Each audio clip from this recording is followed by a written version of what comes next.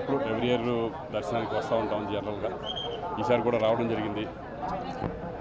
బాబుది picture start అవుతుంది 24 నుంచి. దాని నుంచి దేవుడు ఆశీర్వాదం కోసం వచ్చాము.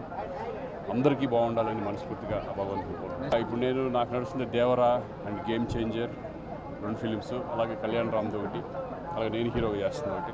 ఇలా 4 ఫిలిమ్స్ రన్నింగ్లో ఉన్నాయి ప్రస్తుతానికి. సార్ బాబు హీరోగా నటిస్తున్నారు కదా సార్, ఎవరు సార్ డైరెక్టర్?